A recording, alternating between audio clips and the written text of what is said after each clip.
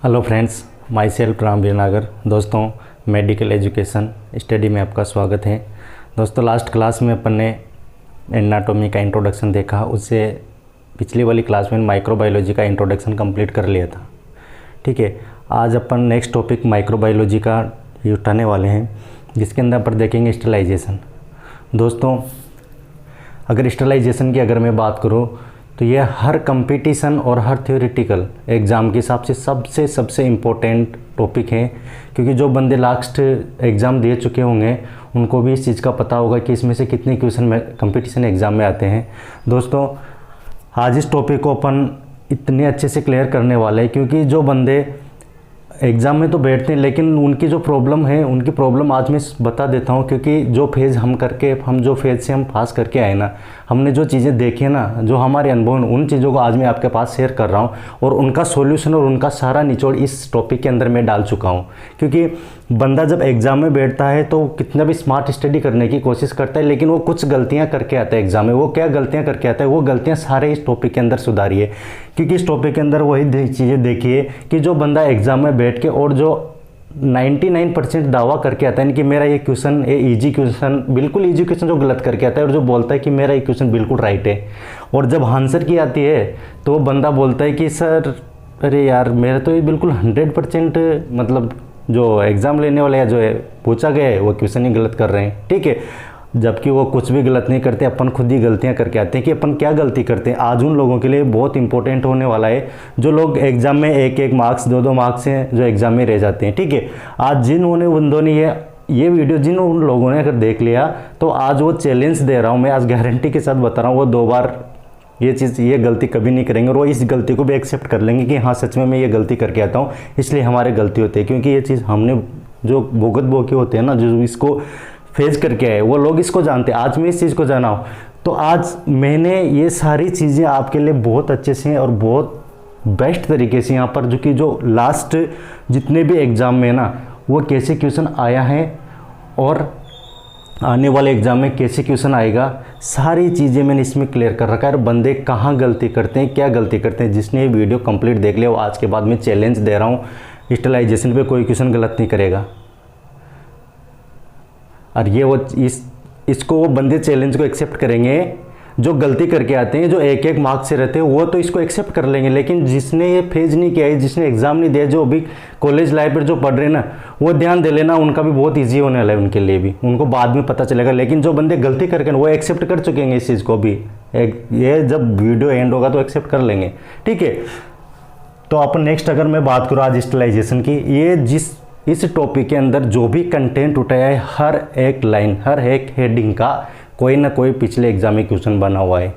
हर एक लाइन, हर एक इम्पोर्टेंट है आपके लिए, हर एक कहाँ क्वेश्चन बनाए, क्या क्वेश्चन बनाए, वो सब आपके सामने इसमें क्लियर करने वाला हूँ मैं आज। ठीक है, अगर मैं अपन बात करें सबसे पहले स्टेरिलाइजेशन एंड डिसइंफेक्शन। ठीक है, तो अपन सबसे पहले स्टेरिलाइजेशन और डिसइंफेक्शन अगर डेफिनेशन देखें तो डेफिनेशन के अंदर सबसे पहले स्टेरिलाइजेशन देखते हैं। It is a process by which an article surface and medium is made free all micro organism include vegetative और स्पोर फॉर्म। इस प्रोसेस के द्वारा जो आर्टिकल की जो सरफेस होती है उनको माइक्रो ऑर्गेनिज्म से फ्री फ्रॉम करना। ठीक है, वो उसे कहते हैं अपन स्टेरिलाइजेशन, जिसके अंदर क्या इंक्लूड किया गया, वेजिटेटिव और स्पोर फॉर्म। बहुत ध्यान देने वाली बात है, बहुत इंपॉर्टेंट चीज़ बोल रहा हूँ, वेजिटेटिव और स्पोर फॉर्म। इसके अंदर वेजिटेटिव मतलब जो रोग प्रोड्यूस करते हैं, ठीक है, और स्पोर फॉर्म होती है बैक्टीरिया की, वह मतलब बैक्टीरियल सेल वाल, इतनी रिजिड सेल वाल होती है बैक्टीरिया की, जिससे वो क्या 100 डिग्री टेम्परेचर, स्टेरिलाइजेशन के अंदर अपन देखेंगे ना, इसके मेथड के अंदर जब अपन जाएंगे तो ये 100 डिग्री टेम्परेचर तक तो किसी से किल होने का ही नाम नहीं है, किल ही नहीं होता है। ठीक है, इसके लिए ओनली ऑटोक्लेव ऐसी प्रोसेस है जिसके द्वारा अपन इसको किल कर सकते हैं। ठीक है, तो अब ध्यान देना है, एग्जाम, हर एक एग्जाम में यहाँ से जो सिंपल एग्जाम होता है, जैसे आरपीएससी हो गया, सीएचओ का एग्जाम हो गया, एक जो छोटे मोटे एग्जाम होते हैं ना, उसमें सीधा डायरेक्ट क्वेश्चन बनता है, यहाँ पर हर एग्जाम में बनता है कि किस मेथड के द्वारा वेजिटेटिव और स्पोर फॉर्म को किल किया जाता है। तो दोस्तों, इसका आंसर आएगा स्टेलाइजेशन। फर्स्ट क्वेश्चन है, इंपॉर्टेंट क्वेश्चन है, सीधा सिंपल है, इसमें कोई घुमाने वाली बात नहीं है। इसमें से जो डेफिनेशन से क्वेश्चन बनेगा, पहला क्वेश्चन यही बनेगा कि वेजिटेटिव और स्पोर फॉर्म, वेजिटेटिव और स्पोर फॉर्म, लाइनिंग अंडरलाइनिंग डाल लेना यहाँ पे, यही क्वेश्चन है, ठीक है। ये क्वेश्चन है कि किस मेथड के द्वारा वेजिटेटिव और स्पोर फॉर्म को किल किया जाता है। आपको ऑप्शन मिलेगा, स्टेलाइजेशन मिल जाएगा, डिसइंफेक्शन मिल जाएगा, एंटीसेप्टिक मिल जाएगा, बाकी अदर बैक्टीरियोसाइडल, बैक्टीरियोस्टैटिक्स कुछ भी मिल जाएगा, ठीक है। आपका आंसर होना चाहिए क्या, स्टेरिलाइजेशन, ठीक है। फर्स्ट क्वेश्चन आपका यहाँ से। सेकंड क्वेश्चन भी यहाँ से बना हुआ है दोस्तों। सेकंड क्वेश्चन ये बना हुआ है कि destroy all pathogenic and non pathogenic micro organism. किस प्रोसेस के द्वारा पैथोजेनिक और नॉन पैथोजेनिक माइक्रोब्स को डिस्ट्रॉय किया जाता है, ठीक है। सीधा सिंपल क्वेश्चन, इसका भी आंसर स्टेलाइजेशन होगा, ठीक है। नेक्स्ट अगर मैं बात करूं, दो क्वेश्चन बनेंगे यहां से, 100% यही क्वेश्चन बनने वाला है कि किस मेथड के द्वारा पैथोजेनिक और नॉन पैथोजेनिक, पैथोजेनिक जो रोग प्रोड्यूस करते हैं, नॉन पैथोजेनिक जो रोग प्रोड्यूस नहीं करते, जैसे आर्टिकल सरफेस को free from micro organism, vegetative और स्पोर फॉर्म, इन सबको किल करते हैं किसके द्वारा, स्टेलाइजेशन मेथड के द्वारा, ठीक है। फर्स्ट डेफिनेशन ये, फर्स्ट डेफिनेशन में दो क्वेश्चन कंप्लीट, और डेफिनेशन आपको कंप्लीट हो गया होगा कि स्टेलाइजेशन क्या है। नेक्स्ट बात करूं मैं डिसइंफेक्शन। डिसइंफेक्शन की अगर बात करें तो देखना दोनों में डिफरेंट अभी पता चल जाएगा। Destroy only pathogenic micro organism, different पता रखना, यही गलती करते हैं एग्जाम में बंदे, यही तो ये डेफिनेशन यहाँ से अगर जिसने ध्यान में दे लिया ना, तो आज इन चीज़ों को तो जो टॉपिक को समझ लिया, जिस दिन एग्जाम में बैठेगा ना वो क्लियर हो जाएगा उसके, कि बंदे ने बताया था वेजिटेटिव और स्पोर फॉर्म, ठीक है, स्टेलाइजेशन के द्वारा, माइंड में रिवाइज हो जाएगा, उसी टाइम रिवाइज हो जाएगा, अभी लगेगा तो वो। नेक्स्ट बात क्या, destroy only pathogenic micro organism. Disinfection के अंदर ओनली डिस्ट्रॉय करते हैं माइक्रो ऑर्गेनिज्म में, कौन से, पैथोजेनिक, ठीक है। अगर क्वेश्चन आपके आगे किस प्रोसेस के द्वारा ओनली पैथोजेनिक माइक्रो ऑर्गेनिज्म को डिस्ट्रॉय किया जाता है, आपका आंसर होगा डिसइंफेक्शन, राइट, ठीक है। नेक्स्ट ऊपर क्वेश्चन देख के आए, जस्ट ध्यान देना, डिस्ट्रॉय, ये यहाँ पे destroy all pathogenic and non pathogenic, किसके द्वारा, स्टेलाइजेशन के द्वारा। नेक्स्ट क्वेश्चन पे ध्यान देना, डिसइंफेक्शन, डिस्ट्रॉय ओनली पैथोजेनिक, समझ में आ गया, क्योंकि इसके अंदर नॉन पैथोजेनिक और पैथोजेनिक दोनों को डिस्ट्रॉय कर लेंगे, किसके द्वारा, स्टेलाइजेशन के द्वारा। लेकिन डिसइंफेक्शन के अंदर अपन किसको, ओनली पैथोजेनिक माइक्रो ऑर्गेनिज्म को डिस्ट्रॉय करते हैं, ठीक है, right. Destroy only pathogenic micro organism, only vegetative form, vegetative form होती है जो रोग प्रोड्यूस करती है, जी, रोग प्रोड्यूस करने की कैपेसिटी को बोलते हैं वेजिटेटिव, ठीक है। Disinfection only reduce the effect of microbes, okay. देखो disinfection only reduce the effect of, ये बिल्कुल किल भी करता है, लेकिन ये क्या करता है, ये ज़्यादातर के उसके रिड्यूस करता है, ठीक है, माइक्रोब्स को रिड्यूस करने का काम करता है, उनकी कैपेसिटी को, ठीक है। वो जो बॉडी के अंदर जैसे रोग प्रोड्यूस करेंगे, तो कोई भी डिसइंफेक्शन के अंदर क्या करेंगे, जैसे माइक्रोब्स के बारे में तो अपन पढ़ ही लिया, माइक्रोब्स कौन कौन से होते हैं, अपन इंट्रोडक्शन में बहुत अच्छे से पढ़ के आए हैं, बार बार पढ़, मैं ये मतलब माइक्रोबायोलॉजी का इंट्रोडक्शन की क्लास को ज़रूर देख लेना, उसमें वो चीज़ें बताई हुई है मैंने आपको कि माइक्रोबायोलॉजी को कैसे पढ़ते हैं। दोस्तों ओनली 40 मिनट्स की क्लास है, 40 मिनट्स के अंदर आपको सारी माइक्रोबायोलॉजी कंप्लीट होने वाली है, क्योंकि आप किसी भी बड़े बड़े इंस्टीट्यूट में जाके जब कोचिंग करके आए तो आप माइक्रोबायोलॉजी, ये छोटे मोटे सब्जेक्ट है ना, इन पे कोई ध्यान नहीं देता है। मैंने शुरुआत इन्हीं से की है, माइक्रोबायोलॉजी से और anatomy and physiology. Anatomy physiology इसलिए उठा है क्योंकि पूरा ही कंपटीशन से लेके, नर्सिंग से लेके, पैरामेडिकल से लेके सबका बेसिक, सबसे बेसिक यूनिट है एनाटॉमी। जैसे सेल होती है ना, वैसे इसकी पूरी नर्सिंग की, पूरा मेडिकल फील्ड की बेसिक यूनिट है। अगर एनाटॉमी अगर आप मेरे से पढ़ ले और आपको एक बार अगर एनाटॉमी समझ में आ गया ना, मैं गारंटी कि एमएसएन हो गया, पीडियाट्रिक हो गया, पैथोलॉजी हो गया, जितने भी ऑल सब्जेक्ट हैं आप उनको आसानी से ईजी से क्लियर कर लोगे। इसलिए मैंने सबसे पहले ही जो टॉपिक उठाए हैं वो माइक्रोबायोलॉजी, जो कि कोई कंपटीशन एग्जाम में कोई बड़े बड़े इंस्टीट्यूट पैसे लेते हैं 25,000 30,000, लेकिन ये इनको 1 क्लास 2 क्लास में कंप्लीट कर लेते हैं। लेकिन मैं ऐसे नहीं करने, मैं उन जो बंदे एक एक नंबर से एक एक क्वेश्चन से जो रहते हैं ना, उनके लिए बहुत इंपॉर्टेंट होने वाला है दोस्तों। कभी भी कोई गलती नहीं होगा और आप तैयारी करो और अच्छे से ध्यान से। मेरे वीडियो को जिसने कंप्लीट अगर इस वीडियो को देख लिया ना, वो 2 बार गलती नहीं करेगा। इस वीडियो से कोई भी क्वेश्चन और हर एक लाइन में क्वेश्चन बनाए, हर एक लाइन में क्वेश्चन बनाए। पिछले जितने भी एग्जाम में क्वेश्चन आए हुए हैं सारे क्वेश्चन मैंने उठाए हुए हैं इसमें, और आने वाले एग्जाम में क्या क्वेश्चन आएंगे वो भी मैंने इसमें उठाए हैं, और वह भी चीज़ें मैंने इसमें क्लियर कर दी कि बंदे क्या गलती करके आते हैं। ठीक है, तो इस वीडियो से बने रहना प्लीज़। अपने बात देखा कि ओनली वेजिटेटिव हो ना, disinfection destroy only pathogenic micro organism में क्या करते हैं, पैथोजेनिक माइक्रो ऑर्गेनिज्म को डिस्ट्रॉय करते हैं। ठीक है, और डिसइंफेक्शन भी 2 टाइप से डिवाइड किया है। यहाँ से भी क्वेश्चन बना हुआ है। डिसइंफेक्शन 2 टाइप्स, कॉन्करेंट डिसइंफेक्शन और terminate disinfection. Disinfection done during hospital stay, question आया हुआ है कि कौन ये डिसइंफेक्शन डन सबसे ज़्यादा जो होता है वो कौन सा होता है, कॉन्करेंट। और टर्मिनेट डिसइंफेक्शन कब होता है, terminate disinfection done after discharge. After discharge के बाद में कौन सा डिसइंफेक्शन होता है। ठीक है, तो इसमें आएगा टर्मिनेट डिसइंफेक्शन। दोनों पॉइंट याद रखना है। Concurrent disinfection done during hospital stay, जब कोई भी पेशेंट कोई भी डिजीज़ लेके जब हॉस्पिटल में एडमिट होता है तो उसके द्वारा, क्योंकि अदर बेड्स या अदर उनके लीलन या उनके जो भी बेड शेयरिंग या कुछ भी होता है उसमें जो इन्फेक्शन, जो हॉस्पिटल में जो इन्फेक्शन पेशेंट लेके आए, उसके अलावा जो अदर हॉस्पिटल में जो इन्फेक्शन प्रोड्यूस होते हैं वो आते हैं कॉन्करेंट, क्योंकि इसके अंदर वही इन्फेक्शन आएगा जो disinfection done during hospital stay. Hospital में जब बंदा रुका हुआ है, 2 पेशेंट हैं, वहाँ से जो इन्फेक्शन उसको हुआ वो आएगा कॉन्करेंट डिसइंफेक्शन। टर्मिनेट डिसइंफेक्शन के अंदर terminate disinfection done after discharge और डेथ। ठीक है, ये दोनों भी क्वेश्चन बने हुए भाई लोगों।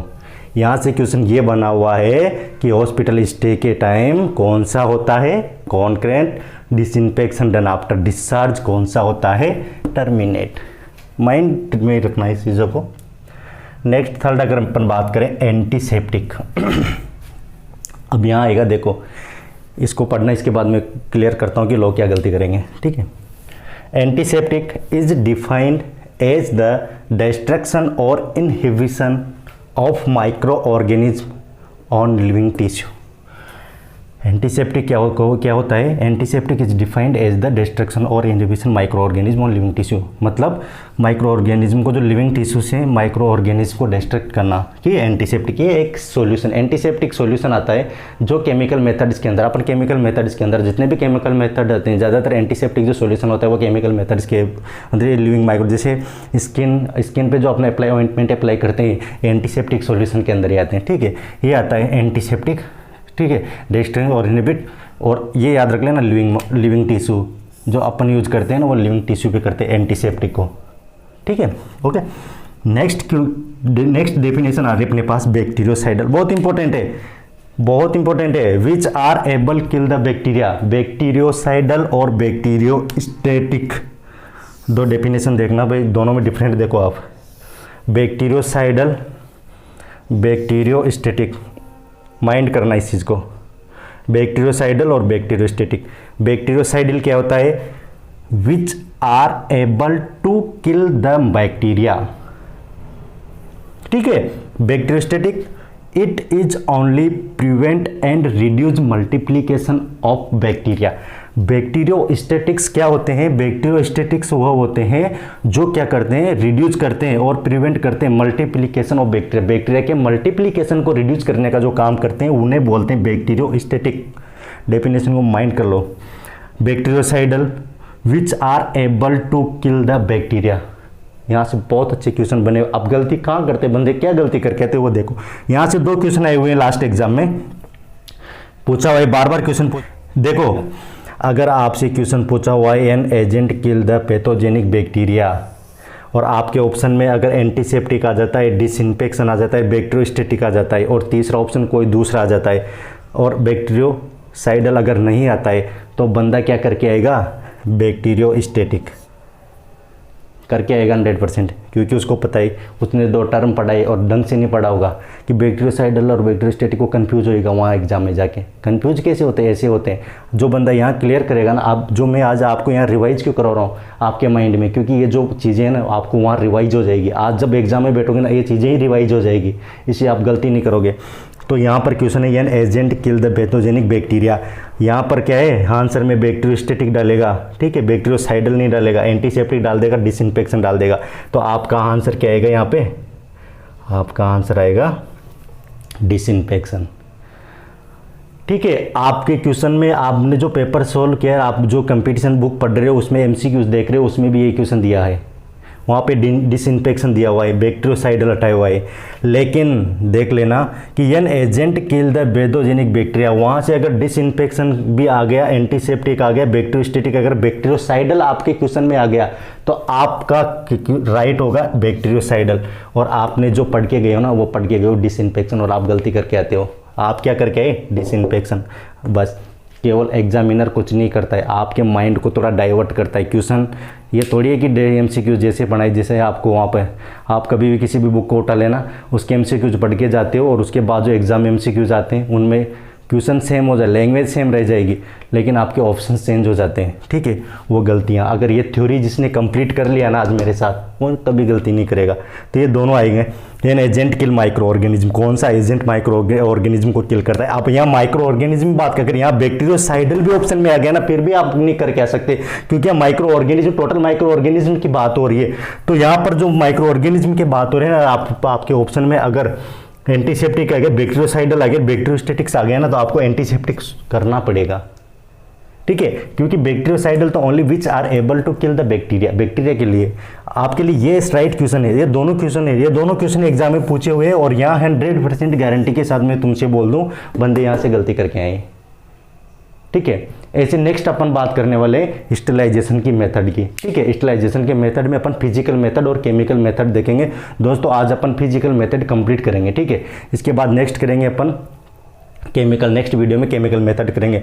दोस्तों ऐसे ही वीडियो के साथ कंटिन्यू, अगर जिसने इस वीडियो को देख लिया, स्टेलाइजेशन को कभी गलत नहीं करेगा, मैं चैलेंज दे रहा हूँ। ठीक है, ठीक है दोस्तों, ये अपने बात करें अपन मेथड ऑफ स्टेलाइजेशन। नेक्स्ट अपन ने इससे पहले जो डेफिनेशंस देखी, इसके बाद अपन बात कर रहे हैं अपन किसकी?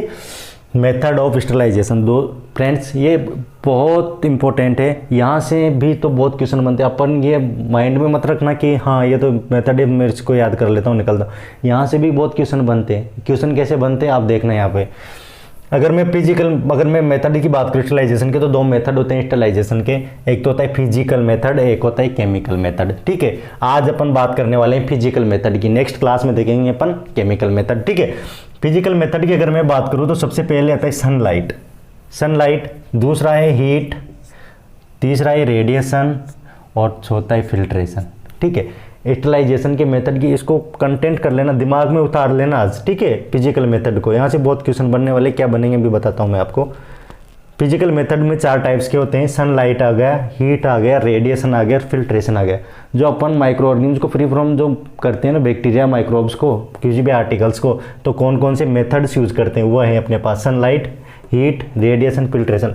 सेकेंड में बात करूँ हीट की, तो हीट को अपन ने 2 भागों में डिवाइड किया गया है। हीट को 2 पार्ट्स में डिवाइड कर रहे हैं अपन, एक तो होता है ड्राई हीट, एक होता है मॉइस्ट हीट। ठीक है, ड्राई हीट के अंदर क्या करते हैं अपन, ये भी 4 टाइप्स का आता है। ड्राई हीट है रेड हीट, फ्लेमिंग, इंसिनरेशन और हॉट एयर ऑन।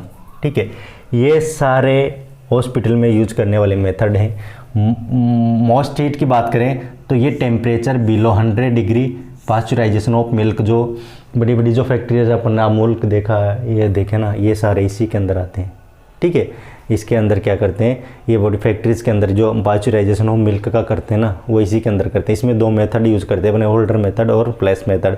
ठीक है, वो बाद में देखने वाले हैं अपन, एक एक को अच्छे से एक्सप्लेन करेंगे। टेम्परेचर 800 डिग्री और नेक्स्ट है टेम्परेचर एबो 100 डिग्री, जो सबसे इंपॉर्टेंट है। ये इसमें तो 100% क्वेश्चन आता ही है, कंपटीशन में लो या फिर थ्योरी एग्जाम में लो, किसी में भी इसमें तो 100% क्वेश्चन आता ही है। ठीक है, ऑटोक्लेव सबसे इंपॉर्टेंट ही है।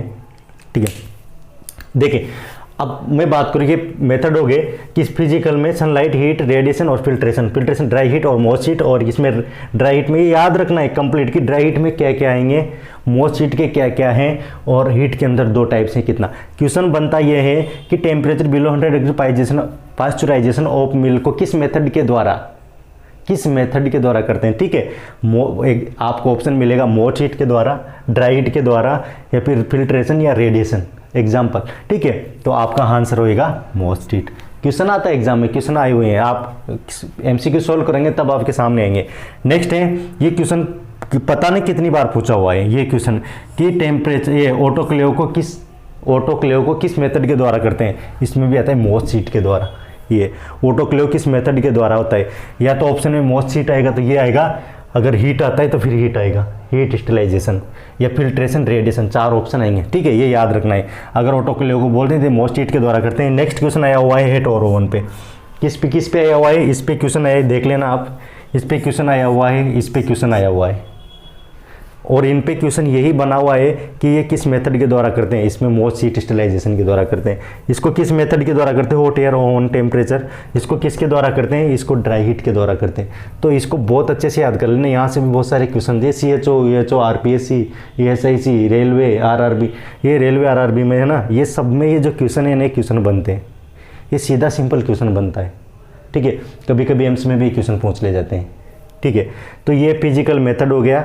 इसको अब अपन एक एक करके इन फिजिकल मेथड को स्टडी करने वाले हैं। ठीक है, फिजिकल मेथड को अपन एक एक करके अपन फिजिकल मेथड की स्टडी करने वाले हैं दोस्त। ठीक है फ्रेंड्स, नेक्स्ट अपन अगर बात करें फिजिकल मेथड की, अब अपन ने सबसे पहले तो उनको सभी को देख ले एक साथ, अब अपन एक एक करके इनकी स्टडी करते हैं। सबसे पहले अगर मैं बात करूं फिजिकल मेथड में, तो अपन सनलाइट की बात करते हैं। सनलाइट, ठीक है, सनलाइट एक नेचुरल मेथड है।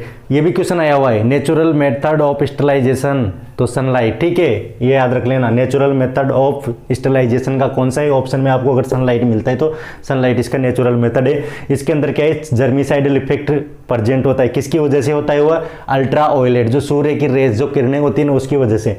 इसके अंदर अपन क्या करते हैं, रिवर को, पॉन्ड्स को और लेक को, इनको स्टेरिलाइजेशन, ये तो नहीं है कि एक छोटा सा चीज़ है जो इसको, ये जो स्टेरिलाइज होती है ये अल्ट्रावायलेट की वजह से होती है। जो क्या करते हैं, जो बैक्टीरियाज के जो जर्मिसाइडल्स होते हैं ना, उनको डेथ करने का काम करता है। किसके द्वारा करते हैं, वो अल्ट्रा एज। ठीक है, तो सनलाइट की अगर बात करें नेचुरल मेथड है। इसमें जर्मिसाइडल इफेक्ट, ये भी क्वेश्चन आया हुआ है, जर्मिसाइडल इफेक्ट। ठीक है, जर्मिसाइडल इफेक्ट किसके अंदर, सनलाइट के अंदर, किसकी वजह से, अल्ट्रा वायलेट की वजह से। ठीक है, ये याद रख लेना। नेक्स्ट क्वेश्चन में बात करूं, अगर फर्स्ट अपना सनलाइट ही था ना, ठीक है, सेकंड हीट था अपना हीट स्टेरिलाइजेशन। हीट स्टेरिलाइजेशन में बहुत इंपॉर्टेंट है, पहला ही क्वेश्चन ये बना हुआ, फर्स्ट लाइन में क्वेश्चन है कि most reliable method of sterilization. ठीक है, स्टेरिलाइजेशन का मोस्ट रिलायबल मेथड कौन सा है, हीट। जो सबसे मोस्ट रिलायबल मेथड है स्टेरिलाइजेशन का वह है हीट स्टेरिलाइजेशन। फर्स्ट क्वेश्चन, ये क्वेश्चन बार बार एग्जाम में आता है, मोस्ट क्वेश्चन, इसको अंडरलाइन कर लो। Most reliable method of sterilization का क्या है, हीट स्टेरिलाइजेशन। ठीक है, नेक्स्ट मैं बात कर रहा हूँ ड्राई हीट स्टेरिलाइजेशन। ठीक है, it is divided 2 types. Heat को अपने 2 भागों में देखा था, ड्राई हीट और एक मॉइस्ट हीट। अपन सबसे पहले बात कर रहे हैं ड्राई हीट स्टेरिलाइजेशन की। ड्राई हीट स्टेरिलाइजेशन के अंदर क्या होता है, मेथड यूज्ड फॉर डीनेचुरेशन। ठीक है, डीनेचुरेशन माइक्रोब्स प्रोटीन। ठीक है, इसके अंदर क्या, इस मेथड के अंदर क्या होता है, जो माइक्रोब्स का जो प्रोटीन क्या है, ये जो हीट स्टेरिलाइजेशन के अंदर जब अपन करते हैं तो इसमें माइक्रोब्स का जो प्रोटीन होते हैं, माइक्रोब के लिए प्रोटीन होता है ना, प्रोटीन, कोई भी बैक्टीरिया, वायरस, फंगस, ठीक है, उनके अंदर प्रोटीन प्रेजेंट होता है। तो ये क्या करता है, डीनेचुरेशन, प्रोटीन को तोड़ने का काम करता है। प्रोटीन को तोड़ने का काम करता है, इसकी वजह से उनको क्या करते हैं, उनको एनर्जी नहीं मिलती और वो डिस्ट्रॉय होना स्टार्ट हो जाते हैं। एम्स भोपाल में पूछा हुआ क्वेश्चन है। ठीक है, एम्स भोपाल 2018 में एक क्वेश्चन आया हुआ है कि lethal effect of heat is due to, जो हीट का लीथल इफेक्ट है, लीथल का मतलब है जानलेवा। ठीक है, जानलेवा इफेक्ट हीट बैक्टीरिया के अंदर क्या करता है। ठीक है, तो उसके अंदर क्या करता है, denaturation of protein. Lethal effect of heat is due to, किसकी वजह से, ये क्या करता है, ये डीनेचुरेशन। आपको ऑप्शन मिला था उसमें, denaturation of protein, denaturation of RNA, denaturation of DNA। ठीक है, ये ऑप्शन आए थे, उनमें से आपका ऑप्शन था क्या, माइक्रोब्स। ये क्वेश्चन आया हुआ है, इंपॉर्टेंट, बहुत इंपॉर्टेंट क्वेश्चन है। आप देखो क्या क्वेश्चन आए हुए क्या नहीं आए हुए, सब क्वेश्चन एक एक मैंने। अब ये कौन बंदा इस चीज़ को करके आता, किसी को भी नहीं आता। Lethal effect of heat is due to, ठीक है, ये होता है डीनेचुरेशन ऑफ प्रोटीन। एक क्वेश्चन आया हुआ है 2018 में, एम्स भोपाल में, उठा के देख लेना पेपर, ठीक है, ऐसे, ठीक है। तो ये लास्ट एग्जाम में कहाँ कब कैसा क्वेश्चन है सब कुछ मैं क्लियर करता जा रहा हूँ आपके पास। दोस्तों बस वीडियो से बने रहो, बहुत मजा आने वाला है। एस्ट्रलाइजेशन का एक भी क्वेश्चन कभी नेक्स्ट टाइम आप गलत, कभी भी कोई सा भी एमसीक्यू उठा के देख लेना, किसी भी बुक का, टारगेट हाई, पीआर यादव, किसी भी बुक को उठा के देख लो। एक पॉइंट में यहाँ से उठा चुका हूँ, लास्ट एग्जाम में कितने क्वेश्चन आए हुए हैं सब कुछ मैं ले चुका हूँ यहाँ से, और क्या आने वाले हैं और क्या गलती करते हैं बच्चे, सब मैं आपको बताता जा रहा हूँ, ठीक है। बहुत इंपॉर्टेंट वाला है, फ्री ऑफ कॉस्ट क्लास है दोस्तों, ज़्यादा से ज़्यादा लोगों को जोड़ने की कोशिश करना, ठीक है। नेक्स्ट मैं बात कर रहा हूँ आपको ड्राई हीट के अंदर, ठीक है। ये डीनेचुरेशन का ये होता है, ये 4 टाइप से होता है। इट डिवाइडेड 4 टाइप्स, ठीक है। पहला होता है रेड हीट, फ्लेमिंग, इंसिनरेशन और hot air oven. Dry heat 4 types का है। सबसे पहले मैं बात करूं अगर रेड हीट की, रेड हीट के अंदर अपन जो इक्विपमेंट यूज करने, बंसन बर्नर, ये ऐसा एक होता है, अपनी चिमनी जैसा होता है, ठीक है, ये चिमनी जैसा होता है। इसके अंदर क्या करते हैं, इसका यूजेज अगर अपन देखें, उन ओकुलेटिंग वायर और फोर्सेप्स, अपन जब कल्चर बैक्टीरिया की ग्रोथ करवाते हैं तो अपन कल्चर करते हैं ना, कल्चर के टाइम जो वायर जो इक्विपमेंट्स यूज करते हैं ना, क्योंकि अलग अलग बैक्टीरिया की अलग अलग ग्रोथ करने के लिए कल्चर करते हैं, तो उनको कल्चर करने के लिए उनके एगार के अंदर जो अपन इक्विपमेंट्स यूज करते हैं, उनको किसके द्वारा, बंसन बर्नर द्वारा उनको क्या करते हैं, अपनी स्टरलाइजेशन उनको रेड हीट के द्वारा करते हैं, ठीक है। उनको इसके ऊपर रखेंगे और वो ओकुलेटिंग वायर होते हैं, किस टाइप के होते हैं, ऐसे वायर्स होते हैं, वो इस टाइप के वायर होता है, ठीक है। इन वायर ये इनको क्या करते हैं अपन, इसके द्वारा स्टरलाइजेशन करते हैं, इनको रेड करते हैं, यहाँ तक इस पे रखते हैं जब तक वो रेड नहीं हो जाते ना, जब तक अपन इसी के ऊपर रखते हैं उसको, वो होता है किसके अंदर, रेड हीट के अंदर। उसको बिल्कुल लाल कर देते हैं, हम रेड कर देते हैं इन वायर्स को। उसके बाद वो क्या होता है, स्टरलाइजेशन हो जाते हैं, फिर नेक्स्ट अपन उसको यूज कर लेते हैं नेक्स्ट एगार के अंदर, या नेक्स्ट बैक्टीरियल ग्रोथ करवाते हैं कल्चर मीडिया के अंदर, उसके अंदर, ठीक है। इसके अंदर आएंगे इनोकुलेटिंग वायर और फोर्सेप। इनोकुलेटिंग वायर और फोर्सेप को किसके द्वारा स्टरलाइज किया जाता है, रेड हीट के द्वारा। क्वेश्चन आया हुआ है, ये भी क्वेश्चन आया हुआ है। इनोकुलेटिंग वायर को किसके द्वारा, रेड हीट के द्वारा। इंपॉर्टेंट है, अंडरलाइन कर लीजिए। नेक्स्ट दूसरा है फ्लेमिंग। फ्लेमिंग के अंदर भी अपन बंसन बर्नर यूज करते हैं। The object pass through flame, ये second choice of method. Question है यहाँ भी सेकंड चॉइस ऑफ मेथड, हर एक क्वेश्चन, हर एक लाइन में क्वेश्चन बना हुआ है। सेकंड चॉइस ऑफ मेथड कौन सा है, फ्लेमिंग।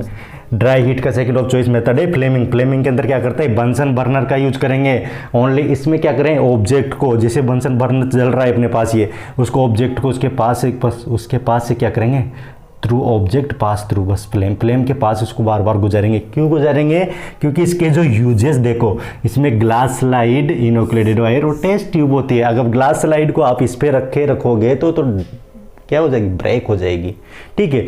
इसलिए उनको क्या करते हैं, उससे बार बार उसके पास से गुजारते हैं ओनली। किसके अंदर, फ्लेमिंग के अंदर। बंसन बर्नर यूज करेंगे, ऑब्जेक्ट को पास करेंगे थ्रू पर, और इसको क्या करेंगे, इसके अंदर जो ग्लास स्लाइड है, ग्लास स्लाइड को किसके द्वारा, फ्लेमिंग के द्वारा। नेक्स्ट बात करता हूँ इंसिनरेशन। इंसिनरेशन ये बहुत इंपॉर्टेंट मेथड है, ये सबसे हाई टेम्परेचर पे काम करने वाला मेथड है इंसिनरेशन, जिसके अंदर क्या करते हैं, इंसिनरेटर का यूज करते हैं। किसका यूज करते हैं, इंसिनरेटर का यूज करते हैं, ठीक है।